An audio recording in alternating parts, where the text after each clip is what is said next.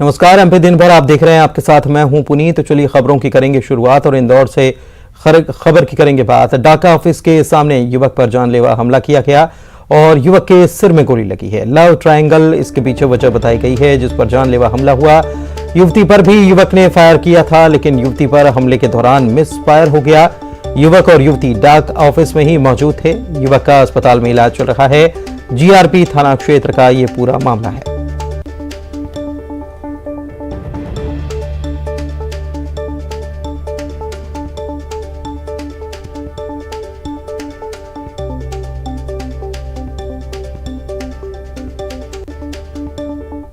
और जो आरोपी है वो उस लड़की से प्यार करता था और उन लोगों की बातचीत भी चल रही थी शादी के लिए, लेकिन लड़का कुछ जो आरोपी है वो कुछ काम नहीं करता था। इसकी वजह से लड़की डिनाई करती थी कि तू कुछ काम कर तो उसके बाद ही हम तेरे से शादी करेंगे।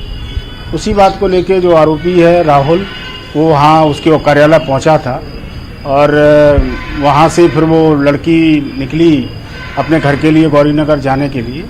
तो उसी समय इनकी बातचीत हुई। बातचीत के दौरान जो है लड़की ने मना किया कि मैं तेरे से शादी नहीं करूँगी, कुछ काम कर उसके बाद ही शादी करूँगी। तक है वो भी वहीं काम करते थे लड़की के साथ में। तो वो उसने एक तरीके से उसके सहयोग के लिए आया था कि कहीं इसके साथ कोई घटना न कर दे और बचाने के लिए, लेकिन उसने उसके साथ घटना कर दी। इधर उज्जैन से खबर आपको बता दें, युवक को ट्रैक्टर से बांधकर पीटा गया है। कृषि उपज मंडी में किसानों ने पिटाई की है। युवक की अनाज चोरी के शक में युवक को पकड़ा गया और हाथ पांव जोड़ता रहा युवक, लेकिन किसान माने नहीं। पिटाई का वीडियो सामने आया है। किसी ने भी पुलिस में शिकायत नहीं की है, लेकिन वीडियो जरूर बना लिया गया। देश के सबसे स्वच्छ शहर इंदौर के लोग सबसे महंगा पानी पी रहे हैं। इसमें बिजली का बिल और दूसरे खर्चे भी शामिल हैं। नर्मदा जल को पंपिंग कर इंदौर तक लाने में 23 करोड़ रुपए महीने का खर्च आ रहा है। इसी खर्च को कम करने के लिए मेयर ने नई तरकीब निकाली है। मेयर ग्रीन बॉन्ड जारी करने जा रहे हैं। इसके जरिए इंदौर नगर निगम 244 करोड़ रुपए जुटाएगा। इस राशि का इस्तेमाल 60 मेगावाट क्षमता वाले सौर ऊर्जा संयंत्रों को लगाने में होगा, जो नर्मदा के वाटर पंप स्टेशन जलूद में लगेगा। इसकी लागत 305 करोड़ रुपए आएगी। इसमें ग्रीन बॉन्ड के 244 करोड़ रुपए के अलावा नगर निगम की कार्बन क्रेडिट की राशि और केंद्र सरकार से मदद ली जाएगी। इसके बन जाने से नगर निगम के सालाना करीब 325 करोड़ रुपए की बचत हो पाएगी। तो हमने भी अपने पानी के बिजली के बिल को कम करने के लिए मां नर्मदा को जलूद वाटर स्टेशन से पंप करके इंदौर तक लाने में करीब हमको 23 करोड़ रुपए महीना बिजली का खर्चा आता है। इस बिजली के खर्चे को कम करने के लिए एक 60 मेगावाट का सोलर प्लांट वहीं हम जलूद में लगा रहे हैं, खरगोन डिस्ट्रिक्ट में। उसको लगाने में जो खर्चा होगा उसको हम इस पब्लिक पार्टिसिपेशन से, जिसमें इंदौर हमेशा आगे रहा है, जन भागीदारी से स्वच्छता में नंबर 1, जन भागीदारी से स्वाद में नंबर 1, जन भागीदारी से water plus city sewerage treatment plant, तो क्यों ना पब्लिक इशू लाकर जनता से। देश के सबसे स्वच्छ शहर में दुनिया की सबसे महंगी दुकान खुल गई है। आपको विश्वास नहीं होगा, लेकिन यह सच है। यदि आप भी दुनिया की सबसे महंगी दुकान देखनी है आपको, तो इंदौर के विश्व प्रसिद्ध खजराना गणेश मंदिर आइए। इस पर लिखा है दुनिया की सबसे महंगी दुकान के लड्डू। इसके चलते पूरे देश में दुकान की चर्चा है। इंदौर के विश्व प्रसिद्ध खजराना गणेश मंदिर में दुनिया भर के लोग दर्शन के लिए पहुंचते हैं, लेकिन बुधवार को यहां अच्छी खासी भीड़ रहती है, क्योंकि प्रथम पूज्य भगवान गणेश का दिन बुधवार को माना जाता है। लेकिन यहां पर एक जो दुकान है वो सबके आकर्षण का केंद्र बनी हुई है, क्योंकि यहां पर इस दुकान पर लिखा हुआ है कि दुनिया की सबसे महंगी दुकान के लड्डू। इसको देखकर लोग आश्चर्यचकित भी होते हैं। दुकान के जो मालिक हैं हम उनसे बात करते हैं। जी बताइए, आपका नाम क्या है? दीपक राठौर। ये जो आपने लिखा हुआ है इसके पीछे मकसद क्या है? इसका कोई मकसद नहीं है। ये इंदौर विकास प्राधिकरण द्वारा टेंडर डाला था, ई टेंडर डाला था, तो इसमें दुकान अलर्ट हुई थी। इसमें 7 निविदा आई थी और इसमें हाईएस्ट बोली 1,72,00,000 रुपए लगी थी देवेंद्र राठौर के नाम से। अच्छा, जो लड्डू है ये महंगे हैं? देश के सबसे स्वच्छ शहर में अब सबसे बड़ा रेलवे स्टेशन भी बनने जा रहा है। 1000 करोड़ रुपए की लागत से नया रेलवे स्टेशन बनाया जाएगा। सांसद शंकर ललवानी का कहना है कि इंदौर रेलवे स्टेशन का विकास अगले 50 सालों की जरूरत को ध्यान में रखकर होगा। अत्याधुनिक सुविधाएं होंगी। नया रेलवे स्टेशन राजवाड़ा की प्रतिकृति जैसा दिखाई देगा। नया स्वरूप हमारे इंदौर रेलवे स्टेशन को नया स्वरूप दिया जा रहा है। इस रेलवे स्टेशन में वो सभी सुविधाएं होगी जो कि एक एयरपोर्ट पर होती है। इसमें स्काई वॉक रहेगा, मेट्रो से इसका कनेक्शन रहेगा। यही नहीं, सरवटी बस स्टैंड से भी इसका जुड़ाव रहेगा। ग्वालियर रेप और हत्या के आरोपी के घर पर बुलडोजर चला। आरोपी शेरू जाटव के मकान पर बुलडोजर आज चलाया गया। शेरू जाटव पर 7 साल की मासूम से रेप के बाद हत्या की वारदात करने का आरोप है। करैया थाना इलाके की यह दिल दहला देने वाली घटना है।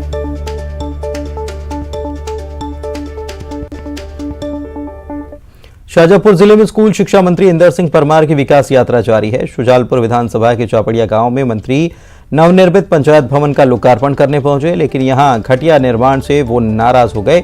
मौके से आला अधिकारियों को फोन लगाकर निर्माण की उन्होंने जानकारी दी। लापरवाही को लेकर संबंधित इंजीनियर को सस्पेंड करने के निर्देश दिए।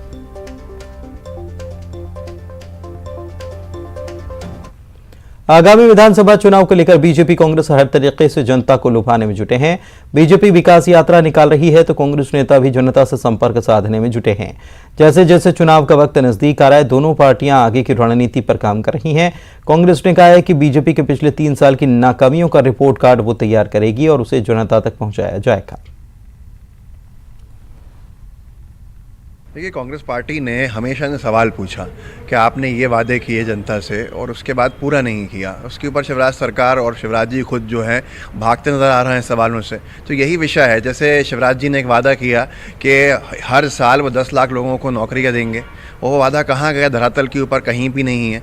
देखिए, भारतीय जनता पार्टी की सरकार, मुख्यमंत्री शिवराज जी के नेतृत्व में चलने वाली सरकार 3 साल में नहीं, हर साल अपना रिपोर्ट कार्ड जनता के सामने रखती है। चाहे केंद्र की मोदी सरकार हो या प्रदेश की शिवराज सरकार, हम जनता के बीच हमने क्या किया, कैसे कर रहे हैं और क्या क्या प्रदेश की या देश की उपलब्धि हैं, गरीब की क्या उपलब्धि है, मध्यम वर्ग की क्या उपलब्धि है, अधोसंरचना की क्या उपलब्धि है, शिक्षा स्वास्थ्य संचार में क्या उपलब्धि है, रोटी कपड़ा मकान में क्या उपलब्धि है, हम बताते हैं। और निश्चित तौर पर ये 3 साल के भी कामकाज को लेकर हम जनता के बीच जाएंगे। बुरहानपुर में नगर निगम के पार्षद दल की प्रेस वार्ता की कांग्रेस की गुटबाजी की भेंट चढ़ गई। इस प्रेस वार्ता में कांग्रेस पार्षदों ने प्रदेश महासचिव अजय सिंह रघुवंशी को आमंत्रित किया, लेकिन नवनियुक्त जिला अध्यक्ष हर्ष रिंकू टांक नहीं दिखाई दिए। इस बारे में पूछे जाने पर पूर्व जिला अध्यक्ष अजय सिंह रघुवंशी ने बताया कि उन्हें बुलाया गया था, लेकिन वो व्यस्तता के चलते नहीं आए, जबकि जिला अध्यक्ष का कहना है कि उन्हें पार्षदों ने बुलाया ही नहीं था।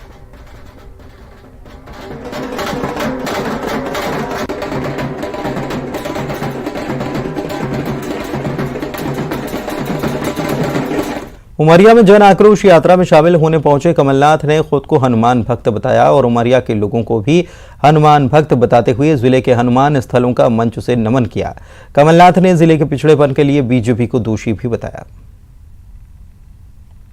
मैं हनुमान भक्त हूं, उमरिया के लोग भी हनुमान भक्त हैं। चंदिया के हनुमान को मैं प्रणाम करता हूं, वीरा सिवनी माता को मैं प्रणाम करता हूं, भगवान बिरसा मुंडा को मैं प्रणाम करता हूं। बालाघाट में दोस्ती और व्यापारिक रिश्तों के बीच आई दरार जुबानी जंग में तब्दील हो गई है। यहां खनिज निगम अध्यक्ष प्रदीप जायसवाल और रेत कारोबारी मध्य प्रदेश कबड्डी संघ उपाध्यक्ष राजेश पाठक के बीच कुछ ऐसा ही देखने को मिला। मेरा पानी है, ये आपके बुद्धि पर प्रश्न उठा। छिंदवाड़ा के तामिया में गोंडवाना गणतंत्र पार्टी के मूल निवासी सम्मेलन में गोंडवाना के एक नेता सतीश नागवंशी के कार्यकर्ताओं ने भरे मंच पर पिटाई कर दी। पिटाई करने वाले कार्यकर्ताओं का आरोप था कि सतीश नागवंशी पिछले विधानसभा चुनाव में गोंडवाना गणतंत्र पार्टी की तरफ से परासिया विधानसभा से प्रत्याशी थे, लेकिन उन्होंने आखिर समय में कांग्रेस को अपना समर्थन दिया था। इस बात को लेकर पार्टी के कार्यकर्ता नाराज थे।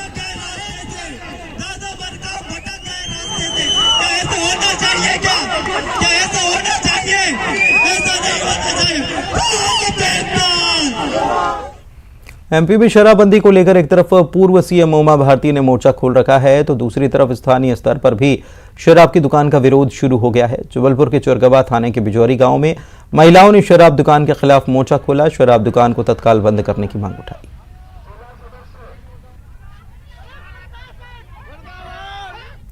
छतरपुर जिले में पंचायत सचिव को गोली मारने का मामला सामने आया है। बक्सवाहा थाना इलाके के ग्राम पंचायत चचाई का सेमरा का मामला है। सचिव बाबूलाल को सरपंच मलखान सिंह ने अपने साथियों के साथ मिलकर गोली मार दी। सचिव बुरी तरह से घायल हैं। प्राथमिक उपचार के बाद जिला अस्पताल रेफर किया गया। मामला सामने आने के बाद जनपद पंचायत बक्सवाहा का सचिव संघ लामबंद हो चुका है।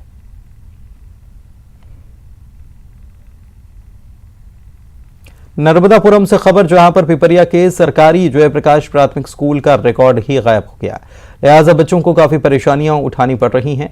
प्राथमिक स्कूल संचालन के लिए शासन स्तर पर डाइस कोड की व्यवस्था है। इस कोड के जरिए स्कूल संचालन के लिए फंड मिलता है, लेकिन स्कूल का डाइस कोड ही गायब है।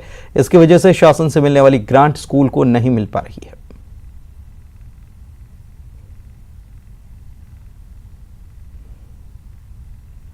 धार में नगरपालिका सीएमओ निशिकांत शुक्ला के खिलाफ सफाई कर्मचारियों ने मोर्चा खोला।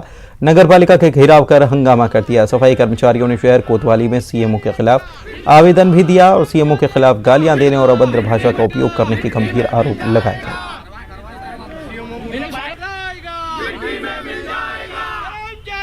मामला ये है कि हम कर्मचारियों से तमीज नहीं है उनको बात करने का, है ना। महिलाएं के सीएमओ साहब को महिलाएं क्या बात कर रही है उनको बताना जरूरी समझते हैं क्या हम है, और कर्मचारी अपना काम कर ही रहे हैं। यूपी के प्रयागराज में बागेश्वर धाम के धीरेन्द्र शास्त्री को धमकी दिए जाने का मामला आया। सोशल मीडिया पर वायरल हो रहे वीडियो के आधार पर पुलिस ने आरोपी अजय मोहन कुशवाहा के खिलाफ एफआईआर की। हालांकि अभी तक आरोपी की गिरफ्तारी नहीं की गई। आरोपी युवक ने धीरेन्द्र शास्त्री के खिलाफ आपत्तिजनक टिप्पणी करते हुए धमकी दी थी। शास्त्री को प्रयागराज जाना था। बताया जा रहा है कि इससे पहले प्रयागराज से सटे एमपी बॉर्डर के पास कौंधियारा इलाके में रहने वाले युवक ने धमकी भरा बयान जारी किया था। थाना कौंधियारा पे एक तहरीर प्राप्त हुई थी और जिसमें एक व्यक्ति जिसका नाम अजय मोहन कुशवाहा है उसके द्वारा साधु संतों पे अभद्र टिप्पणी की गई थी। उसमें उस तहरीर के आधार पे सुसंगत धाराओं में अभियोग पंजीकृत कर लिया गया है और इसमें विवेचना प्रचलित है। जो भी साक्ष्य हमारे पास उपलब्ध होंगे उसके बेसिस पे हम विवेचना का विधिक निस्तारण सुनिश्चित करेंगे। जबलपुर में बिना भवन अनुज्ञा प्रमाण पत्र के चल रहे केयर अस्पताल का लाइसेंस निरस्त कर दिया गया। जिला चिकित्सा एवं स्वास्थ्य अधिकारी ने केयर अस्पताल पर कार्रवाई की। अगस्त 2022 को जबलपुर के new life multi speciality hospital में हुई अग्नि दुर्घटना के बाद निजी अस्पतालों के संचालन को लेकर सरकार सख्त रवैया अपनाए हुए है। सीएमएचओ ने अस्पताल प्रबंधन को निर्देश दिया है कि अस्पताल में इलाजरत सभी मरीजों का समुचित इलाज कर उन्हें डिस्चार्ज करें और किसी भी नए मरीज की भर्ती अस्पताल में न की जाए। देखिए, जिस अग्नि दुर्घटना जब हमारे शहर में एक अस्पताल में हुई थी उसके बाद से शासन बहुत सजग है इस बारे में कि जितने भी प्राइवेट अस्पताल या नर्सिंग होम हैं वो अब मापदंड के अनुसार ही कार्य करें। इस संदर्भ में हमें केयर हॉस्पिटल की एक शिकायत भी प्राप्त हुई थी। वैसे तो हम लोग जबलपुर से खबर, संजीवनी नगर थाना इलाके के गंगानगर में 2 दिन पहले हुए गोलीकांड का पुलिस ने खुलासा किया है। 4 बदमाशों को गिरफ्तार कर लिया है। इस मामले में पीड़ित आरोपी अलग अलग गैंग के मास्टरमाइंड हैं।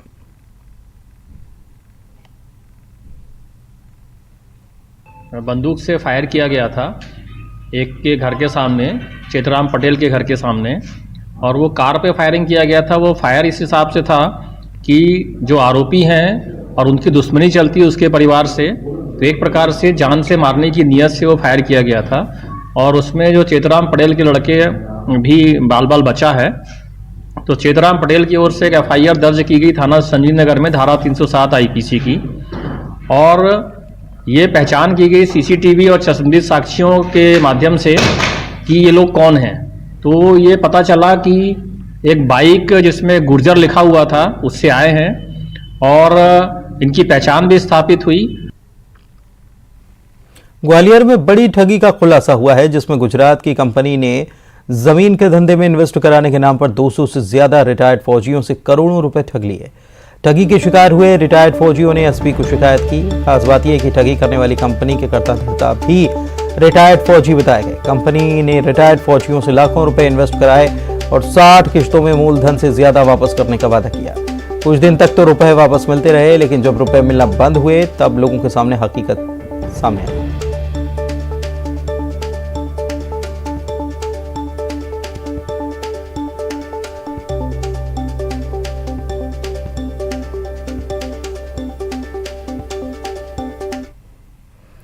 देवास में शादी के नाम पर ठगी करने वाली लुटेरी दुल्हन के मामले में औद्योगिक नगर पुलिस ने एक और महिला को पकड़ा है। महिला को पुलिस ने कोर्ट में पेश किया, जहां से 1 दिन की रिमांड मिली।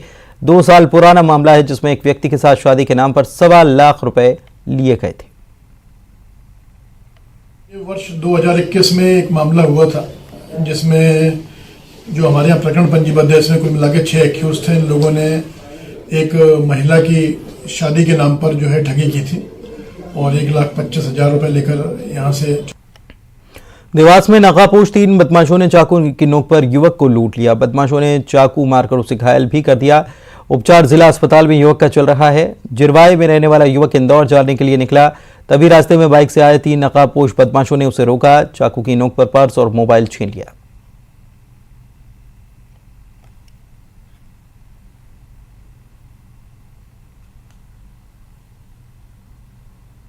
इंदौर जा रहा था, मैं एक साइड आ रहा नायरा पेट्रोल पंप के पास, मेरे को 3 जनों ने रोका। मैंने पर्स मोबाइल नहीं दिया था, उसने चाकू मारा। कितने अब अपराधियों की पूरी कुंडली ऐप खंगालेगा। ये यूं कहें, एक क्लिक से आपको बदमाश की पूरी जानकारी मिल जाएगी। बदमाशों पर शिकंजा कसने के लिए पुलिस ने ऐसा ऐप तैयार किया है जो फिंगरप्रिंट से पूरी जानकारी चुटकियों में सामने रख देगा। इंदौर पुलिस ने ऐप को तैयार किया है। इसमें बदमाशों के फिंगरप्रिंट के साथ पूरी जानकारी अपलोड की जा रही है। अब तक 10,000 से ज्यादा बदमाशों के फिंगरप्रिंट के साथ जानकारी अपलोड की जा चुकी है।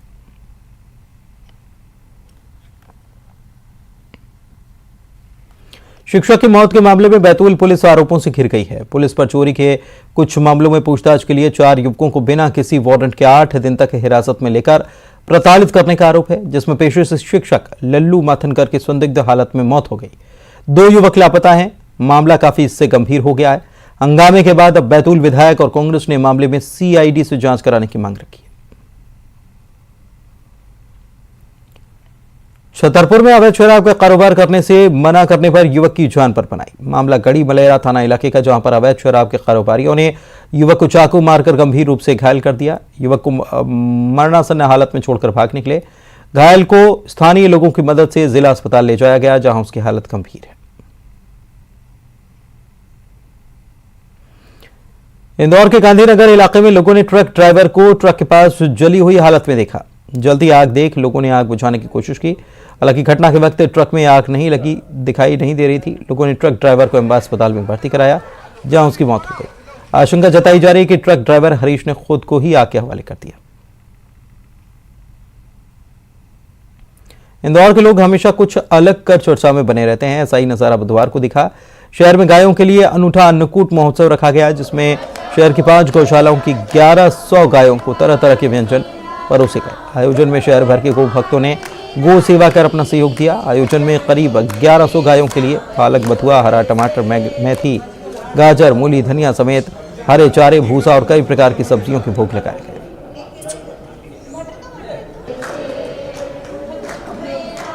सफाई में छक्का लगा चुके इंदौर ने स्वच्छता में सत्ता लगाने की तैयारी शुरू कर दी है और जोर शोर से कर दी है। इसके लिए देश की पहली सीएनजी स्वीपिंग मशीन मंगाई गई है। मेयर ने हरी झंडी दिखाकर सफाई मशीनों का शुभारंभ किया। इंदौर शहर को स्वच्छ बनाने के लिए सफाई मित्रों के साथ ही नगर निगम IWM के संसाधनों की अहम भूमिका रही है। इस कड़ी में इसके माध्यम से देश की पहली सीएनजी स्वीपिंग मशीन इंदौर पहुंची है।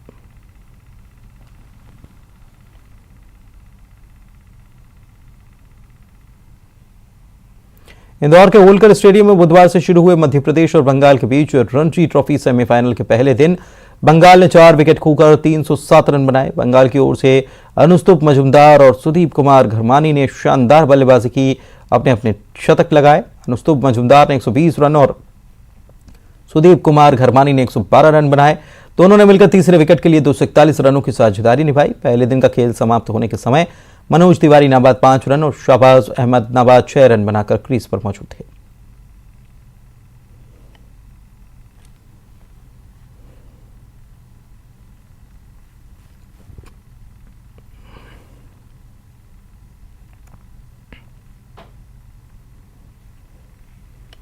एमपी में बच्चों को निजी स्कूलों से भी अच्छी शिक्षा दिलाने के लिए सरकार सीएम राइज जैसे आधुनिक स्कूल खोल रही है, लेकिन श्योपुर में एक गांव ऐसा है जहां पर सालों से स्कूल तबेले में संचालित हो रहा है। स्कूल की जमीन पर दबंगों ने कब्जा कर रखा है, लेकिन प्रशासन की इतनी हिम्मत नहीं हो पा रही कि जमीन को वो खाली करा सके।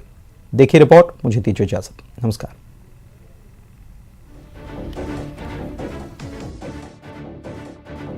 ये तस्वीर देखिए, तबेले में स्कूल है या स्कूल में तबेला, बताना मुश्किल है। जमीन पर दरी और धूप, बारिश से सुरक्षा के लिए शेड। इस स्कूल में छात्रों को सिर्फ इतनी ही सुविधा उपलब्ध है। देश और दुनिया में जाने कितने बदलाव आए, लेकिन पिछले 20 सालों से ज्यादा समय से श्योपुर के चोपना गांव में स्थित यह स्कूल जस का तस है। भारत अंतरिक्ष की सैर कर रहा है, लेकिन स्कूल पहले भी तबेले में लगता था और अब भी तबेले में ही संचालित होता है। तबेले में चल रही इस पाठशाला में पूरे गांव के बच्चे पढ़ने के लिए आते हैं। इस दौरान एक और क्लास लगती है और उसके ठीक बगल में मवेशियों को बांधा जाता है और गोबर के कंडे बनाए जाते हैं। बच्चों को तब और परेशानी होती है जब मवेशी रस्सी तोड़कर क्लास में पहुंच जाते हैं। स्कूल कहाँ लगता है आपका? यहाँ पर ही लगता है। यहाँ लगता है? तो यहाँ तो भैंस बंधी है, गोबर पड़ा है, कैसे पढ़ते हो? ऐसे ही पढ़ते हैं। ऐसे ही पढ़ते हैं? सभी बच्चे ऐसे पढ़ते हैं? तो दिक्कत तो आती होगी। क्या दिक्कत आती है बताओ, क्या दिक्कत आती है? गोबर की बदबू। नाम शिवम मीणा, कक्षा 3 में यहीं पर पढ़ता हूँ। कहाँ लगता है आपका क्लास? कहाँ लगता है आपका क्लास? यहीं पर लगता है। तो कैसे पढ़ते हो? यहाँ बगल से मवेशियाँ भी बंधी हैं, गोबर भी है, इधर मुँह करके पढ़ लेते हो? दिक्कत आती होगी हैं? आती है। कितनी दिक्कत आती है? बहुत दिक्कत आती है। तबेले में संचालित इस प्राथमिक विद्यालय में 2 शिक्षक पदस्थ हैं। इनका कहना है कि 1998 से ही पेड़ के नीचे मवेशियों के तबेले में ही पाठशाला लग रही है और ये जगह भी गांव के एक सज्जन व्यक्ति ने बच्चों की पढ़ाई के लिए दे रखी है, जहां पर रात के समय मवेशियों को बांधा जाता है। स्कूल का समय होने पर मवेशियों को बगल में बांध देते हैं और सफाई करने के बाद वहाँ क्लास शुरू हो जाती है। पक्की छत नहीं होने की वजह से सर्दी, गर्मी, बारिश में बच्चों को काफी परेशानी होती है। अधिकारियों को कई बार स्कूल के हाल के बारे में बताया गया। स्कूल निर्माण के लिए 3 बार लाखों रुपए की राशि भी स्वीकृत हो चुकी है, लेकिन स्कूल की जगह पर दबंग ने कब्जा कर रखा, जिससे प्रशासन खाली नहीं करा पा रहा। ऐसे में स्कूल का निर्माण भी नहीं हो पा रहा। ये मामला अभी संज्ञान में आया है, तो हम लोग इस पर बिल्कुल निश्चित रूप से कार्रवाई करेंगे। हम लोग यहाँ विकास यात्रा में जगह जगह जा रहे हैं और जो भी समस्याएं आ रही है उसका हम तत्काल ही निराकरण करते चले जा रहे हैं। तो स्कूल की बिल्डिंग के लिए सर क्या कुछ प्रयास होंगे? हम लोग इसमें विभाग से भी बात करेंगे और हो सके तो अतिरिक्त कष्ट की आवश्यकता है तो उसमें व्यवस्था करवाएंगे। ग्रामीणों की मांग है कि अगर प्रशासन जमीन को खाली नहीं करा सकता तो दूसरी जगह पर स्कूल भवन का निर्माण करा दे। इससे लेकर जब एसडीएम से सवाल पूछा गया तो उनका कहना था कि उन्हें मामले की जानकारी ही नहीं है। सर बच्चों को पढ़ने में बहुत दिक्कत आती है, यहाँ पे समस्या की भी हमें भी दिक्कत है, बच्चों को भी दिक्कत है, साथ में पानी की भी समस्या है। तो इनको हमने जगह का मेंटेनेंस दे रखा है, लेकिन फिर भी दिक्कत आती है बच्चों को पढ़ने में। भैंसों की यहाँ पे बदबू, गोबर वोबर छोड़ती है, तो उनके समस्या बहुत है यहाँ पे। स्कूल का ये हाल शिक्षा व्यवस्था के साथ ही प्रशासन पर भी सवाल खड़े कर रहा है। प्रदेश में भूमाफिया के खिलाफ लगातार सख्ती बढ़ती जा रही है, लेकिन इसके बाद भी इस गांव में स्कूल को उसकी जमीन दिलाने में प्रशासन नाकाम है। ऐसे में सवाल है कि क्या प्रशासन किसी दबंग के आगे झुक चुका है? दीपक दंडोतिया, न्यूज़ 18, श्योपुर।